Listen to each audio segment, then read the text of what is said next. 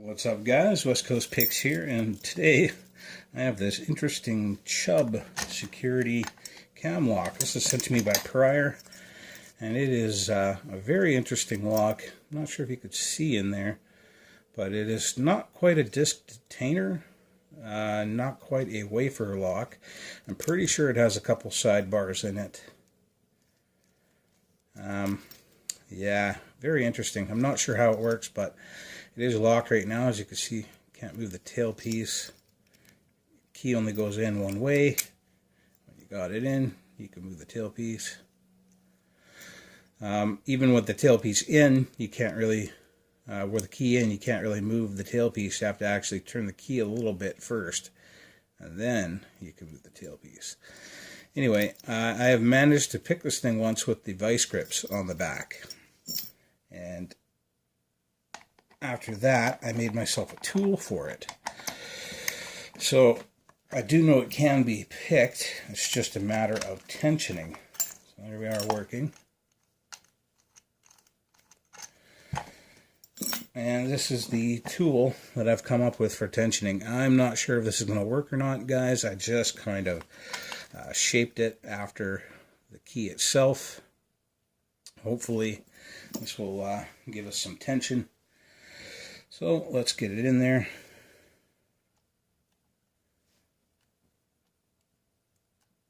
Seems to give us some tension here. And well, let's get at it. This is just a 25 thousandths, kind of a short hook. This is what I used with the vice grips to open it the first time around.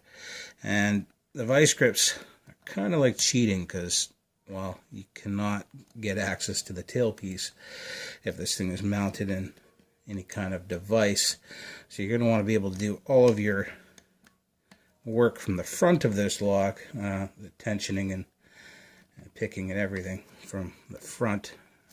Doing it from the back is not really fair.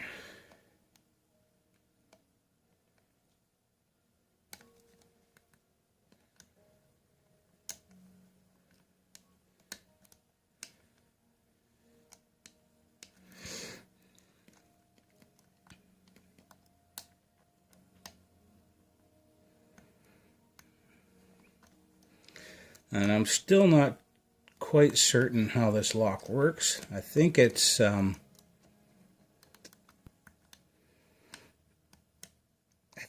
a dual sidebar wafer lock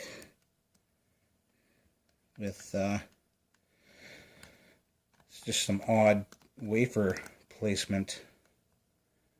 I think putting the key in and turning it, I think, just moves these wafers to the right point and turns the lock at the same time. It actuates from the back. At least when I had the vice grips on there, I could pick it by turning the tailpiece, which leads me to believe that it actuates from the back, but you don't really know.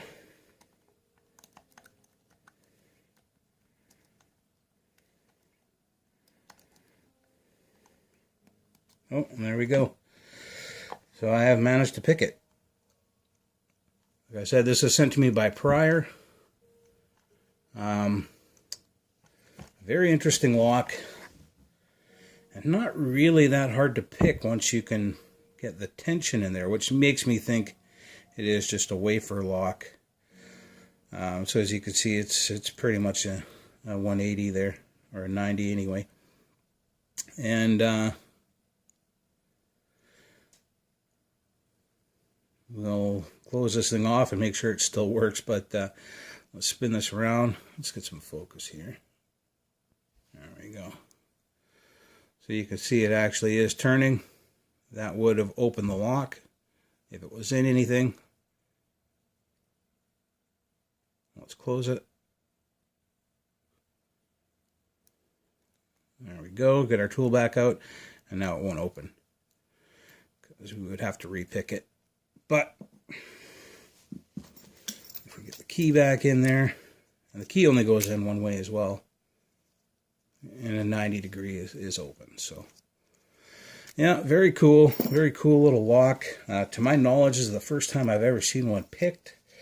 This is actually the first time I've ever seen one But to pick it's actually not that bad. Just make yourself a little tool out of a bike spoke. Bike spokes have a lot of uses in lock sport, mainly tension wrenches. And that's just a piece of wood that I've, you can see I've filed that down flat like a flathead screwdriver and hammered it into that piece of wood. And then I soaked it in, in crazy glue just to give it some extra strength there. And shaped it to fit the bottom, to make it look like the bottom of the key. And worked pretty good. So, Chubb security dual side-barred wafer. I'm not sure what this thing is, but there it is picked. All right, guys. Later.